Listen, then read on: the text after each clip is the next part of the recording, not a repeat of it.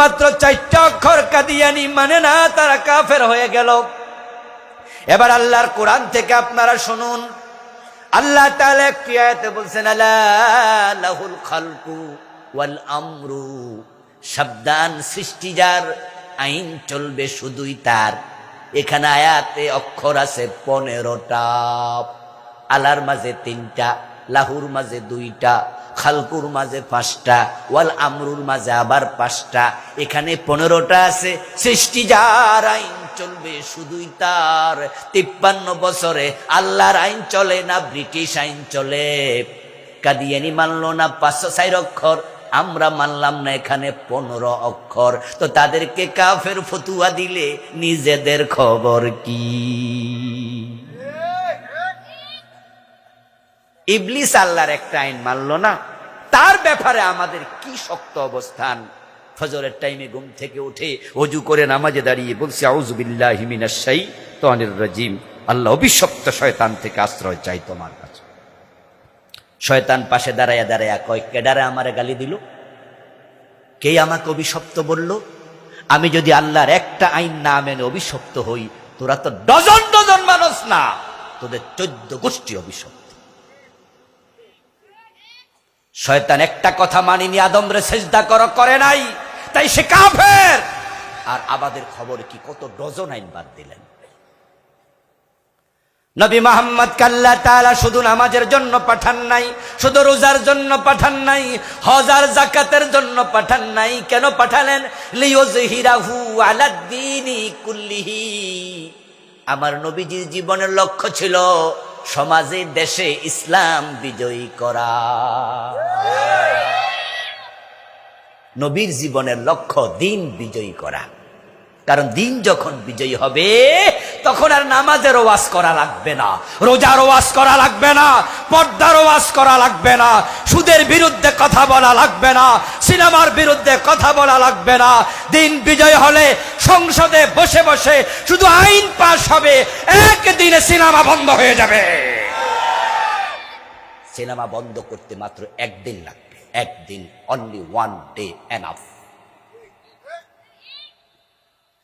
আমার প্রিয় ভাইয়েরা, 5ই অগাস্টে বিপ্লব হওয়ার আগে জুলাইয়ের 1 তারিখ থেকে বাংলাদেশে ছাত্রদের যে আন্দোলনটা শুরু হয়েছিল, এই আন্দোলন যখন মারাত্মক পর্যায়ে, চূড়ান্ত পর্যায়ে, জঘন্য পর্যায়ে, কখনো কখনো মারামারি কিলাকিলি পর্যায়ে গিয়েছে, হঠাৎ হঠাৎ করে কি ইন্টারনেট বন্ধ হয় নাই? শুনছেন তো আপনারা? শুনছেন?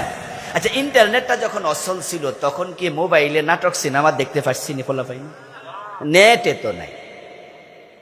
তাহলে যেই নাটক, যেই সিনেমা আজকে এখানে বসে বসে মোবাইলে দেখছে, ব্লু ফিল্ম দেখছে, এনডিআর পাঠানো সেই স্টার জলসা জি বাংলা আমাদের দেশকে সিনেমা হল ঘরে ঘরে ঢুকাইয়া দিছে। আমাদের চা দোকানগুলো অলরেডি সিনেমা হল হয়ে গেছে। এমন চা দোকান আছে, সকালে গিয়ে সিনেমা লাগায়, রাতের বেলা আসার সময় টেলিভিশনটা বন্ধ। 12 ঘন্টা 16 ঘন্টা লাগাতার টেলিভিশন চলছে। মসজিদের পাশের চা দোকানে সিনেমা চলে। ইন্টারনেট সরকারের হাতে। সরকার যদি চায়, যত ওয়েবসাইট আছে যেগুলো পর্নোগ্রাফি লোড করেছে বন্ধ করবে, এক অর্ডার, শুধু বলবে এগুলো অফ করে দাও। সরকার যদি চায় জি বাংলা সহ, স্টার জলসা সহ ভারতের সবগুলা চ্যানেল বন্ধ করতে, একটা অর্ডার যথেষ্ট। আমরা হুজুররা 100 বছর ওয়াজ করলে জি বাংলা বন্ধ হবে? সম্ভব? দিনের বিজয় ভেরি ভেরি ইম্পর্টেন্ট। আরে তাবলীগের ভাইয়েরা নামাজের জন্য কত গাছ করলো, কত দাওয়াতি কাজ করলো। আমরা বক্তারা নামাজের জন্য, আমার আগের বক্তাও তো নামাজ নিয়ে চমৎকার একটা গান গাইছে না?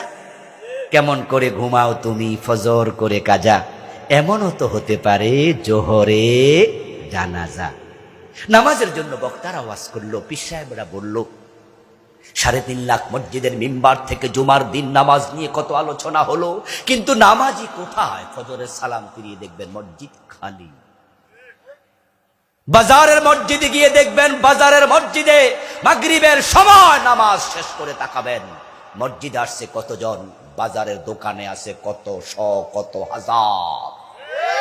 বাইতুল মুকাররমের মতো জাতীয় মসজিদে নামাজ পড়ে দেখবেন দোতলায় নামাজ চলে, নিচতলায় দোকানে বেচা কেনা চলছে, নামাজের টাইমও দোকান বন্ধ করে না, অথচ এটা মসজিদ মার্কেট। দিন বিজয় কত ইম্পর্টেন্ট। যদি দিনটা বিজয় হয়ে যেত তাহলে আমরা আইন করতাম, আজানের সাথে সাথে দোকান বন্ধ করো, এমন আইন ইসলামে আছে না নাই? وإذا نودي للصلاة من يوم الجمعة فاسعوا إلى ذكر الله وذروا البيع